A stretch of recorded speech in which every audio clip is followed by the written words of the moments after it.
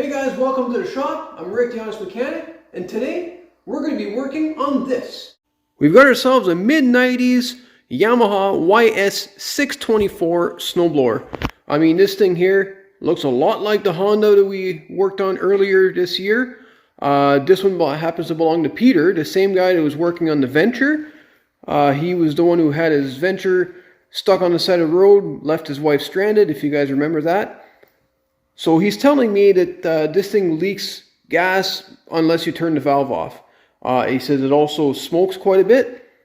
And he also just wants me to do a full service on it, make sure that everything's good, check the belts, everything else. And, oh, by the way, guys, you might be wondering why the cars are in here. Well, that's because last night we actually hit a low. We hit a record low, I should say. It was like minus 34 degrees Celsius out here. It was really cold. So I decided we're going to bring the cars in.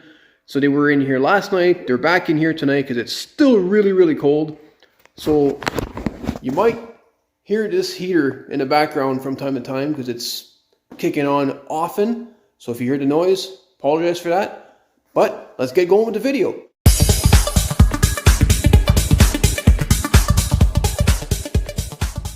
Alright, so first things first, let's turn the gas on and see if it is in fact leaking here. Because he was telling me that it was coming out of the bottom here.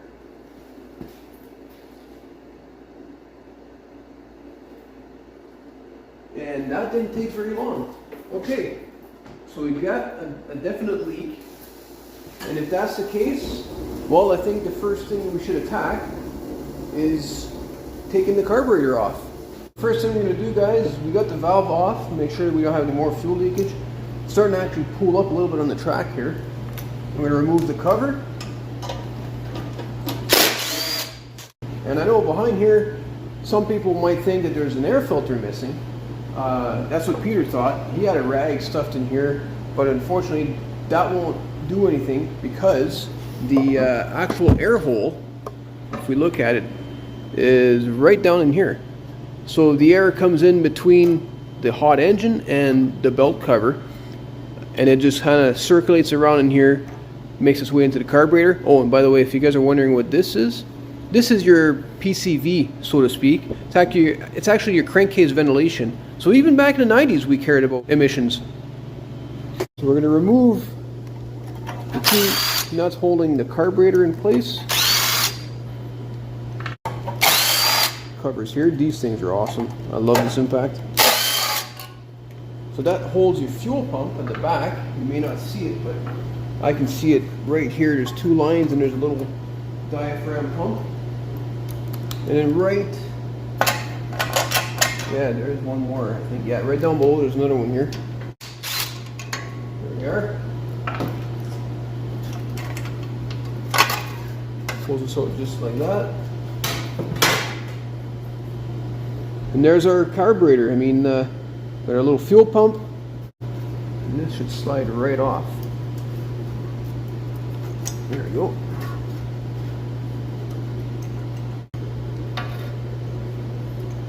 There you go. Okay, so let's take this to the bench and have a look inside. Okay, so before we decide to take it apart, let's just do a static check here, or a bench test on this carburetor. So what I've got rigged up here is an old fuel tank from another old snowblower. I'm going to guess it's probably a John Deere. My dad was cleaning his garage and he emptied out a couple of things that he thought could be useful for me. Actually, this thing turned out to be useful. So what I've done is I've added a little valve on the end and a chunk of line. What I can do is I can now connect the carburetor to a remote tank. I'm going to turn the valve on and just with gravity fill the carburetor and see if it leaks anywhere. And it is. I'm not sure if you guys can see that. Not leaking lots, but it's leaking right from the main jet. And it's kind of bubbling out right now. Hopefully you guys can see that in the camera. So that's not a good thing. That's probably why it's running the way it's running, and probably why it's leaking. Not leaking a huge amount right now. Well, it's enough. It's all over my fingers. And with the added pressure of that fuel pump, I could see that being an issue. So let's crack this open and see what's inside. All right, so I've got a rag to collect some of the fuel that's going to be in the bowl. Sorry. Crack that open. These things are normally pretty simple carburetors. A little bit less than I thought. It's funny why it's bubbling out, but it is. Okay, so we're going to push out the float here.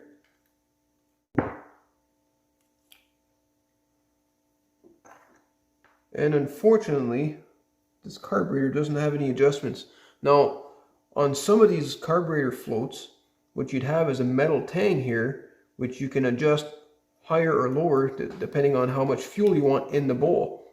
And sometimes you can get away with a leaky float or a leaky needle, which is this right here, by simply adjusting it so that the float puts a little bit more pressure on there.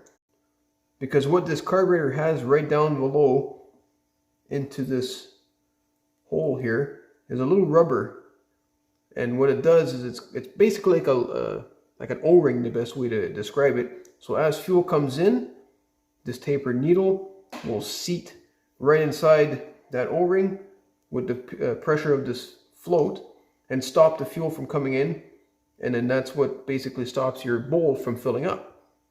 So what I think I want to do is I want to take this carburetor apart, and I'm going to dunk it into my small ultrasonic cleaner and see if we can save it. Alright, so I got the carburetor just about all stripped down. Got all the jets out of it. Got your air screw jet over there, main jet down below. Everything's fairly simple when it comes to that. But just a reminder, guys, before you take out any pilot jets, or screws like this, count the turns on the way in, and then remove the jet or the screw, because as you can see, this one's tapered, and I was at 1.5 turns in. So when I put this back together, I'll know to seat it, turn it out 1.5 turns, and my settings will be good. So let's fill this up with some hot water and a little bit of dish soap, run it through a couple cycles and see if we can save it. Okay, so while this is doing its thing, obviously my ultrasonic cleaner is not quite deep enough, so I'm going to have to come here and periodically and just turn this. And we're going to close the lid here, let it do its thing.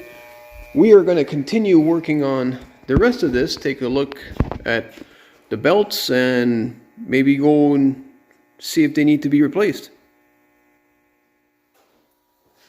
Alright, so we're going to remove the cover, inspect the belts, and go from there. If only I can find what I do with my tools.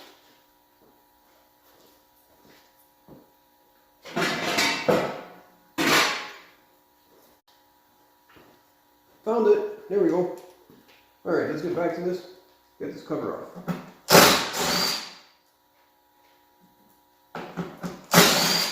We got 2 on this side, and then we got 2 on this side. It's remarkable how similar this Yamaha is compared to the Honda that I was working on.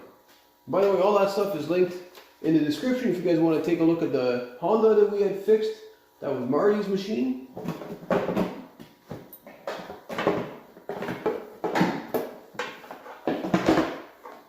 Okay. Alright, so just like last time, I'm going to rotate through these belts here, inspect them for any damage. It's also a good idea to maybe put a mark so that you know where it is or where you started. So now I know if I see some more red, I'll know that I've gone around the whole belt. So far looking good here. Yep, and we're good on this one. Now, pop it back on, mind you. Maybe you have to do a little bit of adjustment there. Well, let's look. Oh, right off the bat. Right off the bat, do you guys see it? There is a good cut right there if I flex it. See if I can pop it off for you guys. And right here, we've got a nice cut. So this belt's gonna have to get replaced. Alright guys, well, bad news. After putting this carburetor back together and after having it into the ultrasonic cleaner for many cycles, it's still leaking. I wasn't able to save it.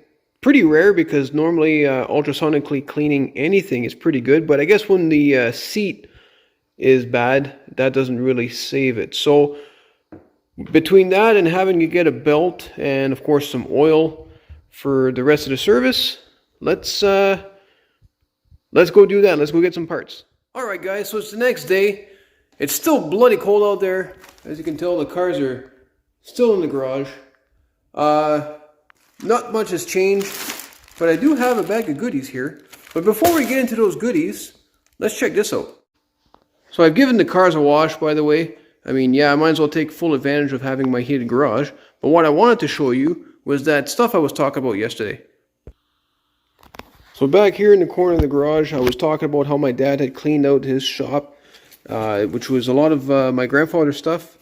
And this happens to be my grandfather's saw, so that's definitely going to be in one of the next videos.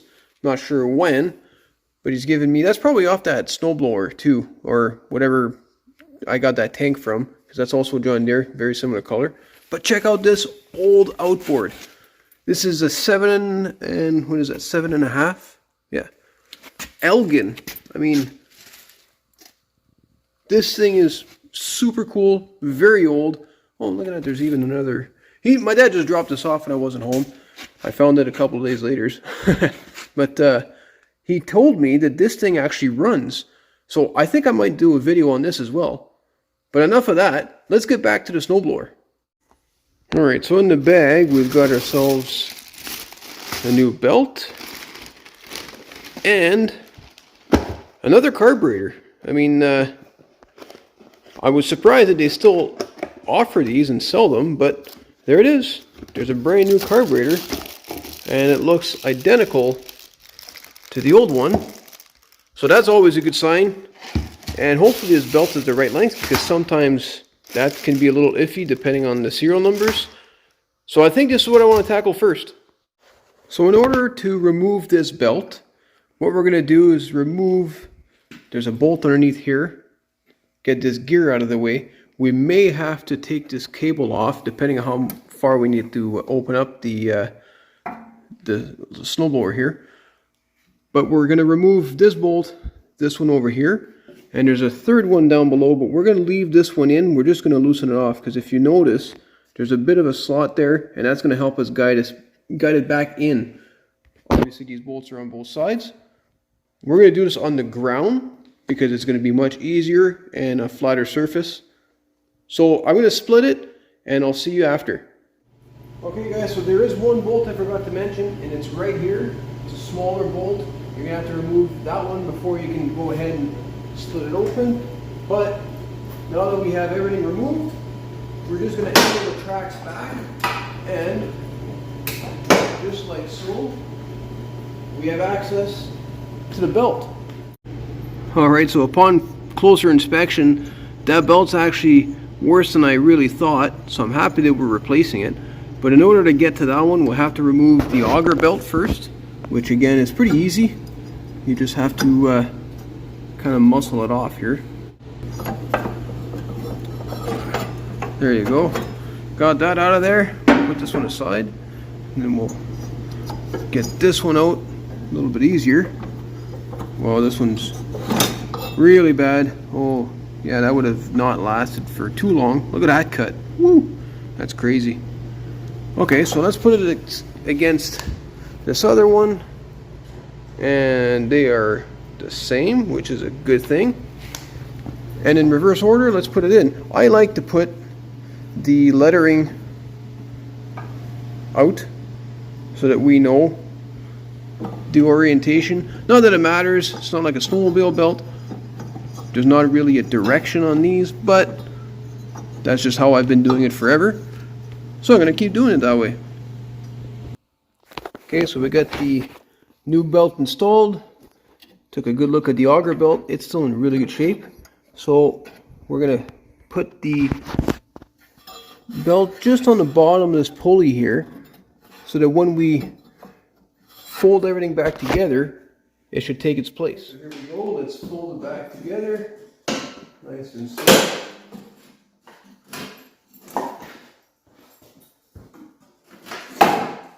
Just like that. Problem is now, I gotta lock it, just like that.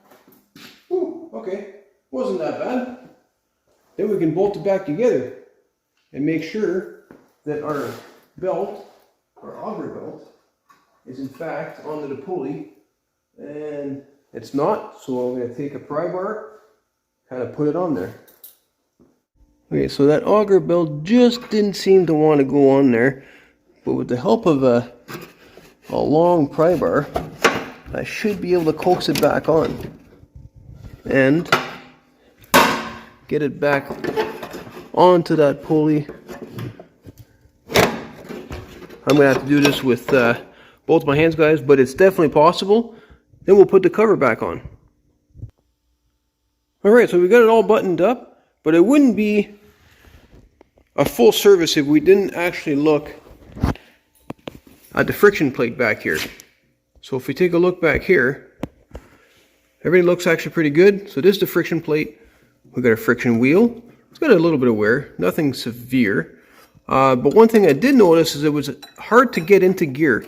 So when you select the lever, those mechanism rods up there are supposed to take this friction disc, or sorry, friction wheel, and drive it across the disc. On one side of the disc you got forward gears, on the opposite side you'll get reverse gears. But if this shaft is not properly lubricated, it's going to be stiff and it's going to stick in the cold. Right now it's looking all gummy, so I'm going to wipe it down and put a little bit of penetrating oil, nothing severe, because you don't want anything on this plate. This has to be dry, and then we'll put the cover back on, because otherwise there's really nothing else in here. Okay, let's get the carburetor on. Take this nice shiny new thing out of the box. Look at that. Fancy. Super fancy. Okay, so we're going to reattach the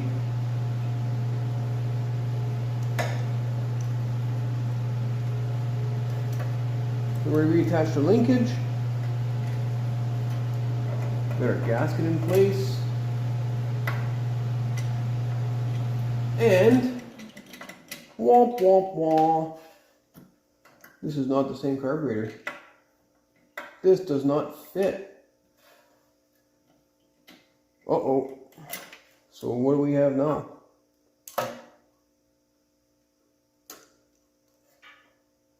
I guess we got to go back to the drawing board. Talk to the dealer. Alright guys, it's another day. And I got some bad news, unfortunately. As you guys saw last night, the carburetor is not the correct one. It turns out the carburetor was for a US model. I'm in Canada. This is a Canadian model. And they don't make it anymore. So that kind of sucks. So now, there's not really much I can do. There was a couple of design differences. One being that if we look over here back onto the unit, the US model doesn't have studs here, so you can't bolt the carburetor all the way through. And I was considering modifying it, but the fuel inlet was in the way, and that would have been kind of an issue as well. So it was compounding as we kind of went along. And the only thing I got left now, unfortunately, and oh, by the way, too, they don't make aftermarkets for this. Unless I can't seem to find one. I'm reaching out to you guys. If you guys know of any aftermarket company that makes these carburetors for these YS624s, I would really like to know. I would even take a used carb at this point. But the only thing I have left to do, like I was saying, is dissect the carburetor. I'm going to go right in there and see what the cause of it is, why it's not sealing, because I have cleaned it once already. I may have to clean it a few more times, but basically what I'm thinking it is right now is right in the float system here. So fuel comes in, right? Fuel comes in here, and it needs to be stopped when the bowl fills. Well, I don't think that's happening. Actually, I know that's not happening. And just to try and make it a little easier for you guys to understand, I mean, here I am with more pictures. Pretty much what we got going on here, guys. Not quite as good as engineering explained, of course. We've got our fuel tank here feeding some fuel. And if this needle and this is the seat, if this doesn't seal properly with the float, this is our level of fuel here, what will happen is this will continuously fill, even though this is trying to stop the flow, and it'll fill the main jet, it'll come out into the main body of the carburetor, into the throat, and that's what's happening now. On some carburetors where most carburetors are vented, you may actually even see it come out of the vent. So let's dissect this carburetor. Let's see what we find. Alright guys, so I think I figured out what's going on. If I open this carburetor up again real quick, I've made an adjustment. It seems to be working at this point. I'm going to cross my fingers that it continues to work this way. But what I've done, and there it is right there, it's still stuck on the float. I don't want to lose it because I've had to do this about 4 times now. But what I have determined is that the needle, which has an exact unknown taper on it, yeah, exactly unknown. I have no idea what the taper is on that. It doesn't seem to be worn.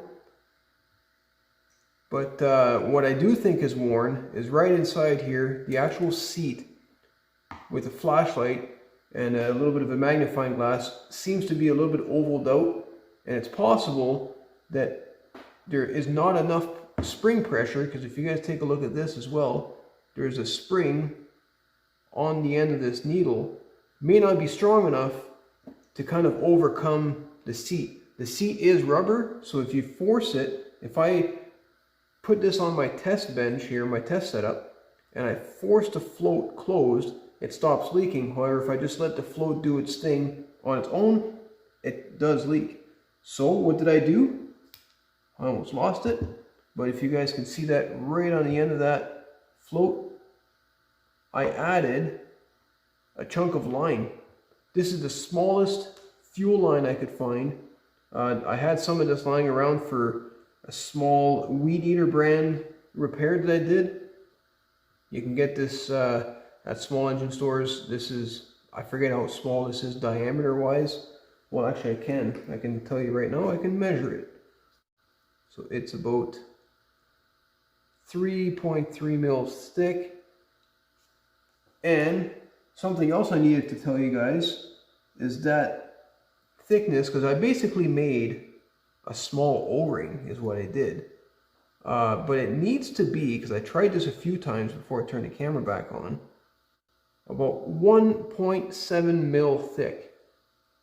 Too thick, it will not allow fuel through because the float will be putting too much pressure on the needle, and too thin, it won't be putting enough pressure on the needle.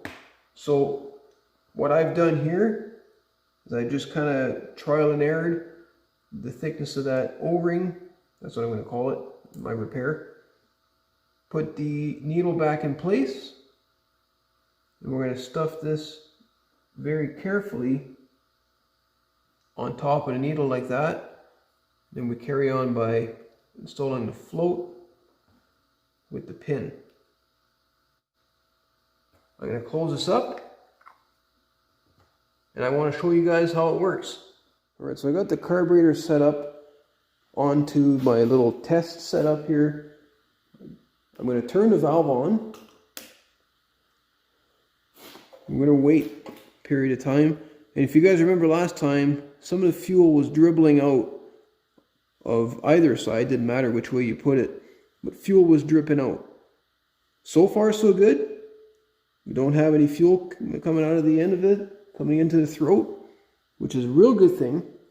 And just to show you guys that there is fuel in the bowl, I'm going to crack the bottom of the bowl here.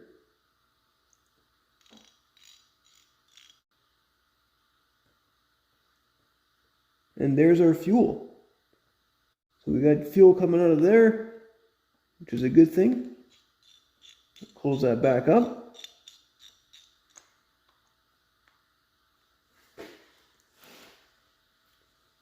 Turn this off. Still nothing coming out the throat. Let's bolt it on and see what happens.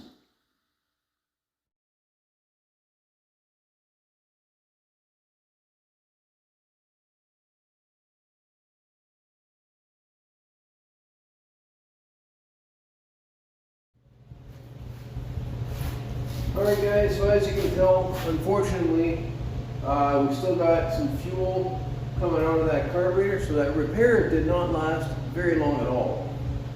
And only to add insult to injury, the replacement belt I was given is too short. So what's happening now is when you get it started and you throw it in here, it's no longer controlled by the lever. It just wants to go forward or reverse, whichever gear you have it selected in. So unfortunately, I'm going to have to end the video here. I guess you can't win them all. Pretty bummed out about this right now. So at the very least, I hope you guys enjoyed it, and we'll catch you all next time.